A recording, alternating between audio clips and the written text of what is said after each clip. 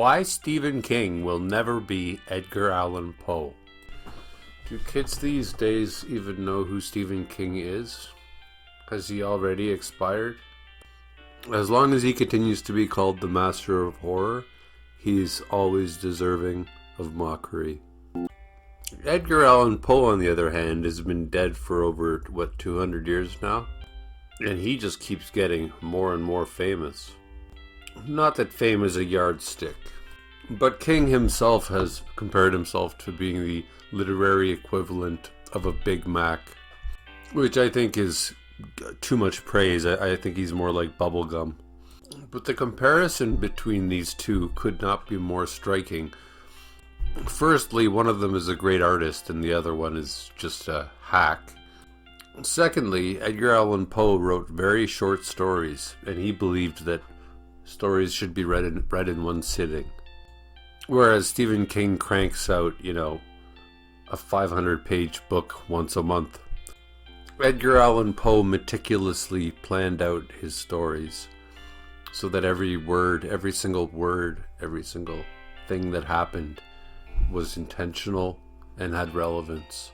Whereas Stephen King just takes a shit on the page and then says that'll do. One notable thing they have in common is that they're both American. So we've got the best American author versus the worst American author. Now you might say that King gets some redemption for the fact that he wrote The Shawshank Redemption, or Stand By Me, etc.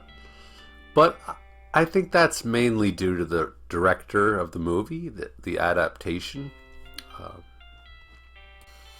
And secondly, just like the Rolling Stones, I hate that rock band. If you make 100,000 songs or write 100,000 books, and one of them turns out to be good, does that really mean you're talented? Stanley Kubrick only made like 7 movies in his entire life, but all of them are considered to be masterpieces as far as the word masterpiece can be used in cinema. Now, you could say that Stephen King is more accessible, but you could also say tic-tac-toe is more accessible than chess. So that's not really a good argument. You could teach a monkey how to play tic-tac-toe in like 5 minutes. Whereas I really do wonder how long it would take, or if a monkey could even be taught how to play chess, and how good they could. That would be an interesting study. I briefly dated a girl who thought that Stephen King, she actually argued that it was literature, and she had all of his books, and she turned out to be pretty stupid. You see, Edgar Allan Poe does what an artist is supposed to do, where the artist tries to make each work an entity in and of itself. Each work is a new experiment. It's a different story, right? Whereas Stephen King just keeps rewriting the same story every time. The main character is a writer who lives in Maine. There's somebody who has psychic powers. There's a few catchphrases, and the ending is terrible. I find it quite amusing using ChatGPT and realizing how easy it is when somebody becomes derivative of themselves for like ChatGPT to just come up with the next Stephen King book or the next Quentin Tarantino movie, because they just keep writing the same story. But try to get ChatGPT to write an Edgar Allan Poe story. Good luck. They can't do it. And I don't think ChatGPT will ever be able to do it. Mark my words, and I'm putting this here for posterity. In 5 years, ChatGPT will be able to write a better Stephen King novel than Stephen King can. Now, King is not really the villain here. The real villains, the people I really blame, are the Stephen King readers and fans. You can only get away with saying, I was only 12 years old when I liked Stephen King.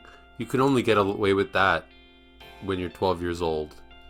And even if you're 12 years old, you can only get away with that if you've got terrible parents who are stupid and told you to read a Stephen King book.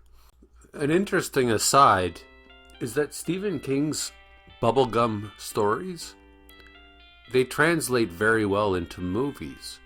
Whereas Edgar Allan Poe's stories, they don't seem to translate at all into film.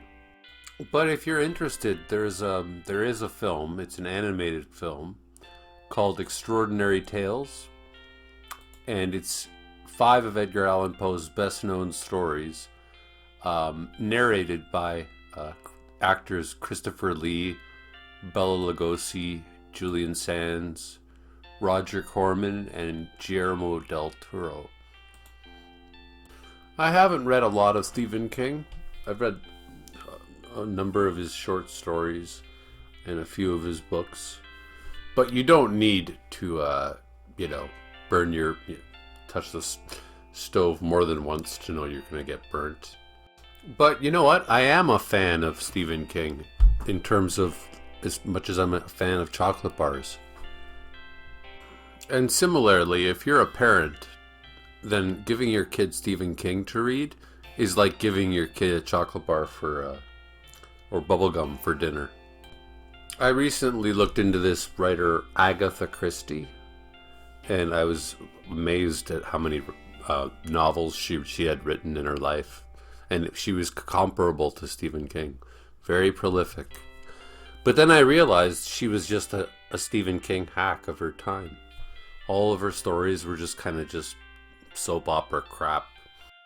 And every wannabe author, such as myself, should always be reminded that quality beats quantity every time. And that doesn't mean you shouldn't try to write a story, and you shouldn't publish your story if it's not perfect. Rather, though, instead of being intimidated by the fact that, oh my God, Stephen King and Agatha Christie they would have written 10 books in the time that it's taken me to even get 1/10 through the book I'm writing. Instead of feeling bad about that, you should tell yourself, well, at least it's not going to be as bad as Stephen King. Another side note, Edgar Allan Poe died broke, drunk, and it was actually a really funny anecdote I heard. He actually had an appointment to get a job working for the President of the United States, and he showed up hammered. And instead of saying that he just wanted the job, he started talking about, like, buy my books, get my books on the shelves. And the dude said to him, you know what, you're hammered, go home, come back next week. And then he came back next week and he was still hammered. Edgar Allan Poe invented the modern detective story. Apparently, Sherlock Holmes, that whole series was based on a short story by Stephen King, which I think was about a detective. It's where, like, at the end you find out that it was a gorilla that escaped from the zoo that was doing all the killing. Whereas apparently Stephen King has a story called The Mangler, which is about a laundry machine that kills people. I guess it depends on what your goals are. Like, if you're getting into writing in order to get rich, first of all, it's the wrong reason. Secondly, it's not the best way to get rich.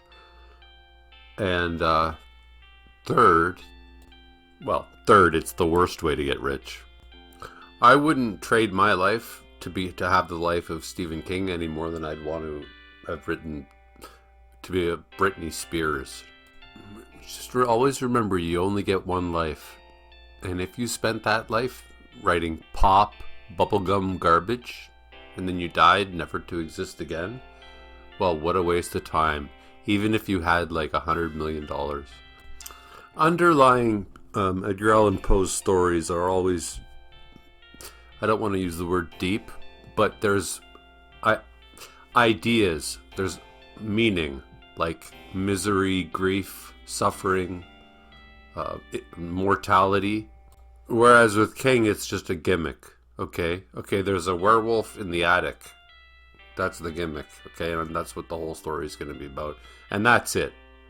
So that's it. And this video is not for people who already know Edgar Allan Poe. No, it's for people like youngsters who have never heard of him. And it's to tell them, like, stay away from Stephen King. He's an idiot. And if you meet somebody who loves Stephen King, walk the other way. Just turn around and walk away. And download an audiobook, because I know nobody reads anymore. An audiobook of Edgar Allan Poe, and enjoy the experience, which is far deeper. Okay, don't like to use the word deeper. That will affect you much more profoundly. Okay, we don't want to use the word profound. That will have a lifelong impact on you. Whereas Stephen King, you'll just kind of like forget about it the next day. See, I believe that art is not there for you to escape reality. Like, Stephen King writes bullshit. So that, I just want to escape the reality of my life. So it's just an escape. No, art is supposed to help, improve, and appreciate reality. Yeah, I'll go with that. So when you read Stephen King, you're escaping like a coward from reality. When you read Poe, you're facing reality, and you're showing courage, and you're experiencing reality.